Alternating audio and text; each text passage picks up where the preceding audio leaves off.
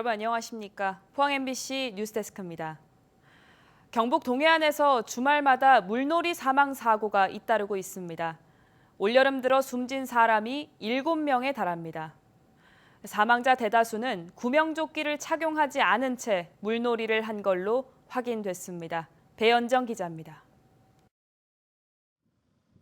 지난 일요일 낮 12시 46분쯤 포항 칠포해수욕장 바로 옆 곡강천에서 50대 남성 2명이 물에 빠졌습니다. 포항해경은 함정과 헬기를 동원해 수색에 나서 곡강천 하구 근처에서 심정지 상태로 구조해 병원으로 이송했지만 끝내 숨졌습니다. 파도가 좀 많이 쳤어요. 네, 많이 치고 저희도 이제 제트스키 영업이 불가능한 상태였는데 그래도 이제 생명이 최우선이기 때문에 긴장하면서 계속 찾으려고 했었던 것 같습니다. 2명 모두 구명조끼를 착용하지 않고 물놀이를 즐긴 것으로 확인됐습니다. 지난달 30일 경주 간포 바닷가, 지난 6일 울진 응봉산 계곡, 지난 5일 영덕 해수욕장에서 물에 빠져 숨진 3명 역시 구조 당시에 구명조끼를 착용하지 않은 것으로 확인됐습니다. 4건의 사망사고 모두 인적이 드문 계곡과 갯바위 등 안전관리 사각지대였습니다. 지자체가 운영과 안전을 관리하는 해수욕장에서도 사망사고가 났습니다. 지난달 31일 60대 남성이 물놀이를 하다 사망한 곳은 경주시가 관리 운영하는 지정 해수욕장입니다. 이 사고 역시 구조 대상자는 구명조끼를 착용하고 있지 않았습니다. 지난 5년간 여름철 물놀이 사망사고는 모두 136명으로 안전부주의가 44명으로 가장 많았습니다. 해경은 물놀이나 수성 스포츠를 할 때 체형에 맞는 구명조끼를 반드시 착용하고 안전구역을 벗어나지 말아달라고 당부했습니다. MBC 뉴스 배현정입니다. 포항시가 집안 치마로 내려앉아 교통을 통제 중인 죽도시장 업한장 앞 도로를 보강해서 일부 통행을 재개하는 방안을 추진하고 있습니다. 포항시에 따르면 최근 정밀안전 진단에서 부분 보강하면 안전하다는 결과가 나와서 도로를 보강해 왕복 4개 차로 가운데 2개 차로 통행을 재개하는 방안을 검토하고 있습니다. 하지만 장기적으로는 약 50억 원을 들여서 업한장 앞 동빙교 구간을 다시 건설해야 할 걸로 보이며 이럴 경우 3년 이상이 걸릴 걸로 예상됩니다. 포항 중앙상가 야시장이 지난 12일 개장식을 시작으로 9월 말까지 본격적인 운영에 들어갔습니다. 유명 가수의 축하 공연이 함께 펼쳐지면서 모처럼 중앙상가엔 많은 사람들이 몰렸는데 개선을 해야 할 부분이 많다는 지적도 나옵니다. 이규설 기자입니다. 포항 육거리에서 북포항 우체국까지 중앙상가 실개천 거리가 오랜만에 인파로 북적입니다. 야시장 개장 효과 때문입니다. 지금부터 2023년 포항 중앙상가 야시장 개장을 선언합니다. 거리를 따라 늘어선 20여 가지 다양한 길거리 음식이 눈과 코를 자극하고 육중한 밴드와 롤링코츠 등 유명 가수들이 행사장의 분위기를 고조시켰습니다.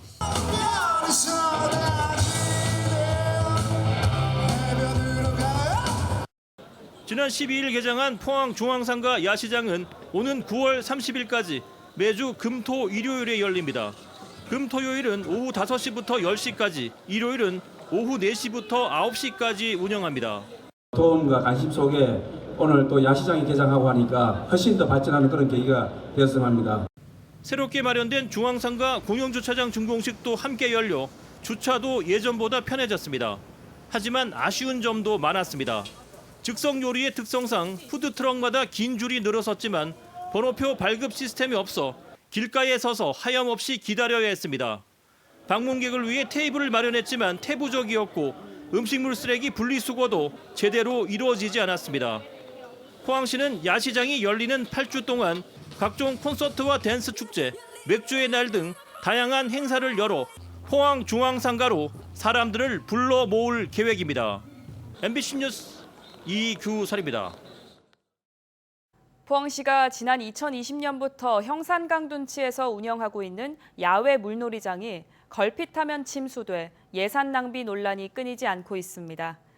형산강 야외 물놀이장은 지난주 태풍 카눈 내습 당시에도 침수되는 등 매년 태풍이 올 때마다 토사와 흙탕물이 쌓여서 물놀이장 정비에 많은 인력과 예산을 투입하고 있습니다. 이러다 보니 매년 7월 중순부터 8월 말까지 1년에 한 번 운영하는데도 문을 닫는 날이 많아 부지 선정부터 첫 단추가 잘못 꿰어졌다는 꼬리표가 따라다니고 있습니다. 경북경찰청이 고 최수근 해병대 상병 사망 사건 수사와 관련해 군사법원의 담당이 없으므로 이첩을 받아 수사할 예정이라고 밝혔습니다. 경찰은 국방부 조사본부에서 수사 결과까지 결론지어 경찰에 넘기는 건 아니므로 경찰에 넘기기까지 오랜 시간이 걸리지는 않을 걸로 내다본다며 개정된 군사법원법상 결국에는 경찰에 이첩하게 돼 있다고 강조했습니다. 앞서 국방부 검찰단은 최 상병 사망 사건 수사와 관련해 해병대 전 수사단장 박정훈 대령을 집단 항명 수괴 혐의로 입건하면서 그제 2차 수사를 하려 했지만 박 대령은 공정한 수사가 이뤄질 수 없다며 수사를 거부했습니다. 지난달 예천에서 폭우로 실종된 주민 2명이 아직도 발견되지 않고 있습니다. 벌써 한 달째인데요.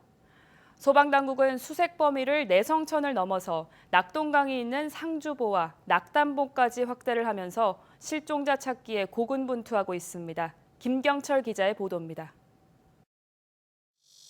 소방 구조보트가 물살을 가르며 낙동강변 구석구석을 살핍니다. 실종자가 있을 가능성이 큰 곳엔 잠수복을 입은 119 특수대응단 대원들이 투입돼 집중 수색을 벌입니다. 우거진 덤불을 갈퀴로 걷어내고 조금이라도 냄새가 나는 곳은 손으로 하나하나 헤집습니다. 혹시 실종자가 여기 이래 잔해물 사이에 이게 있지는 않은지 저희가 손으로도 뒤져보고 장비 같은 거 이용해서도 냄새 많이 나는 곳은 찾아보고 있습니다. 지난달 15일 새벽 예천군 감천면 벌방리 주민 2명이 폭우로 실종된 뒤 이들을 찾기 위한 수색 작업이 한 달을 넘어 31일째 이어지고 있습니다. 실종된 50대 남성 1명과 60대 여성 1명은 산사태에 매몰되거나 급류에 휩쓸려 집과 함께 떠내려간 것으로 추정됩니다. 당초 벌방리 인근 석관천을 중심으로 이뤄졌던 수색 작업은 내성천을 넘어 지금은 낙동강까지 확대됐습니다. 예천 벌방리에서 상주보와 낙담보까지 하천 길이는 무려 80km가 넘습니다. 집중호우와 태풍으로 연이어 많은 비가 내리면서 소방당국은 이곳 상주보까지 실종자가 떠내려왔을 가능성을 염두에 두고 수색 활동을 진행하고 있습니다. 수색 범위는 대폭 늘었는데 투입할 수 있는 인력은 점점 줄고 있습니다. 해병대를 비롯한 군과 경찰은 수색 작업에서 빠졌고 남은 소방대원들도 장기간 고강도 수색에 지친 기색이 역력합니다. 무더운 날씨 그리고 습지 같은 경우에는 저희 대원들이 들어가서 몸을 가누기 쉽지 않은 그런 숲이 우거진 이런 부분들이 우리 대원들을 조금 힘들게 하고 있습니다.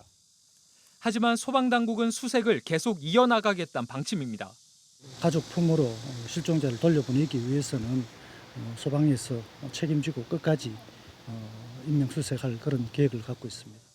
이번 주 상주보와 낙담보 사이 16km 구간을 집중 수색하고 실종자가 발견되지 않으면 하류 쪽으로 수색 범위를 더 확대할 계획입니다. MBC 뉴스 김경철입니다. 영덕에서 열린 풋볼 페스타 결승전에서 강원동의 해오름FC와 충북 청주 FCK가 초등 6학년 이하부와 4학년 이하부에서 각각 우승했습니다. 53년 역사의 축구 전문지 베스트 11은 우승팀만 가리는 일반 대회와 달리 축구 꿈나무 저변 확대를 위해서 영덕에서 발굴한 유소년 5명에게 유럽 명문 구단에서의 연수 기회도 제공합니다. 또 지역 주민도 어울려 즐기도록 월드컵에 참가했던 국가대표 레전드팀과 영덕 대표팀의 자선 경기를 다음 달 영덕 군민운동장에서 개최할 예정입니다. 한편 오늘 치러진 결승전 2경기는 오는 26일 토요일 오후 3시 15분부터 포항 MBC를 통해서 녹화 방송됩니다. 경주시가 제6호 태풍 카눈이 북상하기 전 덕동댐의 사전 방류로 피해를 막았다고 밝혔습니다. 폭우에 대비해서 경주시는 덕동댐에서 100만 톤을 사전 방류해 저수율을 75%로 낮춰서 이틀 동안 여수로 방류 없이 유입된 빗물 900만 톤을 받아들여서 11일 기준 99.2%의 저수율을 기록했습니다. 덕동댐은 홍수 조절용이 아닌 용수 전용댐으로 매년 저수율이 90% 이상으로 이월돼 다음 해 생활과 농업, 관광 용수로 공급됩니다. 한편 경주시는 가을 태풍에 대비해서 하루 10만 톤에서 30만 톤을 방류해서 저수율을 90% 초반까지 유지할 예정입니다. 울릉군은 해양수산부에서 실시하는 2023년 섬지역 생활물류 운임 지원 사업에 선정돼 국비 7억 6천여만 원을 확보했습니다. 이에 따라 울릉군에 주민 등록된 19세 이상 주민이 택배 추가 운송비를 1인당 12만 원 한도로 지원받을 수 있습니다. 지원은 9월 한 달 동안 이뤄지며 택배 추가 운송비를 지원받고자 하는 주민은 신청서를 9월 27일까지 접수해야 합니다. 경주시가 복합문화도서관 건립을 위한 용역에 이어서 자문위원회를 갖고 본격적인 건립 절차에 들어갔습니다. 문헌정보와 건축 전문가, 시민 등 9명으로 구성된 자문위원회는 신라 정원문화를 바탕으로 도서관의 운영 방향과 건축 계획 등 기본 계획 수립을 위한 다양한 의견을 제시했습니다.